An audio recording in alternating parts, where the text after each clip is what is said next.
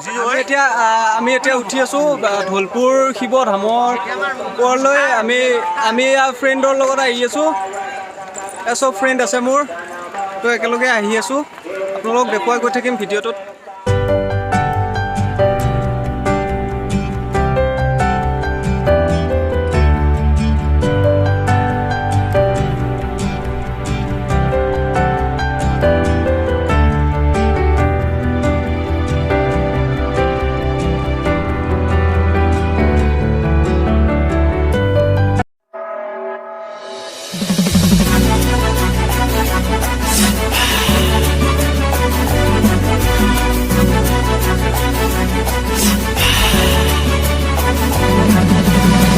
মাটিৰে চিলি মতে ভাল খাই মহাদেৱে দুগু দুগু দুগু দুবা ভাল খাই তোলা চনিতে টোপোলা জতা ধাৰিব লিয়া তিলুকৰ প্ৰতি শিৱ জয় নীল কণ্ঠ তিলুকৰ প্ৰতি শিৱ জয় নীল কণ্ঠ ভাল খাই তোলা চনিতে টোপোলা জতা ধাৰিব লিয়া জতা ধাৰিব লিয়া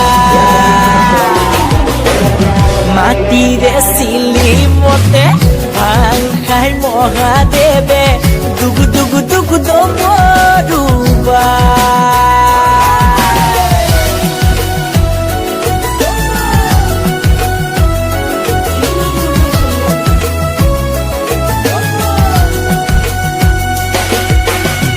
বাবা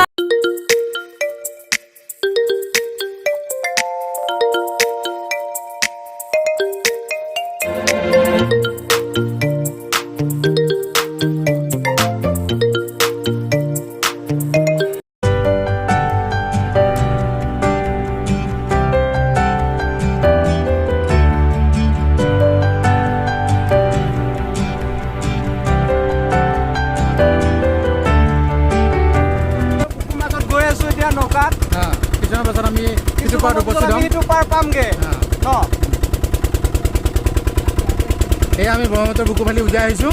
কিছুমান পাছত আমি সেইটো পাৰত উপস্থিত হ'ম। তাৰপাছত আমি নিজৰ গাড়ী লৈ কিনে নিজ নিজ ঘৰৰ অভিমুখে আমি ৰাওনা হ'ম। এয়া আমাৰ আছিল আজি ঢলপুৰ শিৱ মন্দিৰ যাত্ৰা, মানে শাওণ মাহৰ শেষৰটো সোমবাৰ।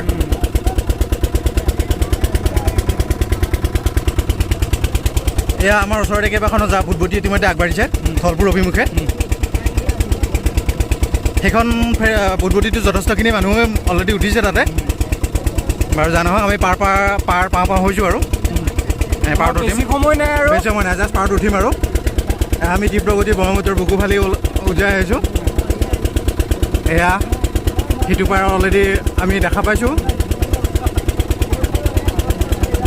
উঠিম আমি জাষ্ট ঘাট পালোহি। ইতিমধ্যে আমাৰ লগত লগে লগে আৰু এখন হেৰি ইতিমধ্যে ৰখিছেহি সন্মুখত। তো যথেষ্টখিনি মানুহে ভিৰ কৰিছে। সেইখন নাওতো যথেষ্টখিনি মানুহ, আমাৰ নাওখনতো যথেষ্টখিনি মানুহ।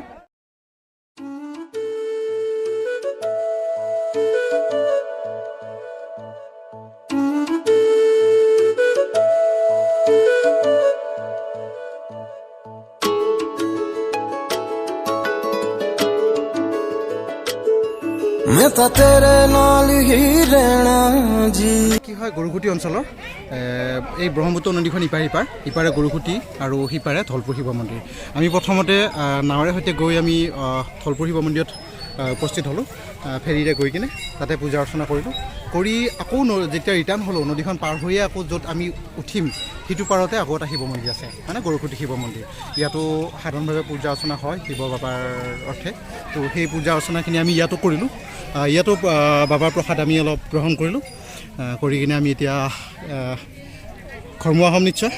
তো ইয়াতো বহুত ধুনীয়া পৰিৱেশ, খুব সুন্দৰ এটা পৰিৱেশ। সৰুকৈ শিৱ বাবাৰ মন্দিৰ এটা আছে, ইয়াতো যথেষ্ট ভক্তৰ সমাগম হয়। বহুত দূৰৰ পৰা আহি ভক্তগণে পূজা অৰ্চনা কৰে। তো ইয়াৰ পৰা আকৌ কিছুমান আকৌ তেওঁ সেইটো মন্দিৰলৈ গুচি যায় নতুবা সেই শিৱদৌল মানে ধলপুৰ শিৱ মন্দিৰত পূজা কৰি কিনে আকৌ এইটো মন্দিৰলৈ আহি তেওঁলোকে পূজা অৰ্চনা আগবঢ়ায় তো এইখিনি কৰাৰ পাছত আমিও ইয়াতে এবাৰ দৰ্শন দিলোঁ বাবাক প্ৰসাদ খালোঁ খাই মেলি আমি এতিয়া অলপ জিৰাম খুব ধুনীয়া এটা প্ৰাকৃতিক সৌন্দৰ্য এয়া আপোনালোকে দেখিছে খুব ধুনীয়া গছ বিৰিখেৰে আৱৰা খুব ধুনীয়া এটা সৌন্দৰ্য ইয়াতে ভক্তগণে খুব ধুনীয়াকৈ জিৰাব পাৰে খুব ধুনীয়া হাৱা চলি থাকে তো খুব ধুনীয়া এটা পৰিৱেশ আহি দেখিলোঁ আমি তো ইয়াৰ প্ৰসাদখিনিও বহুত ধুনীয়া লাগিলে তো আমি অকণমান ইয়াতে জিৰাম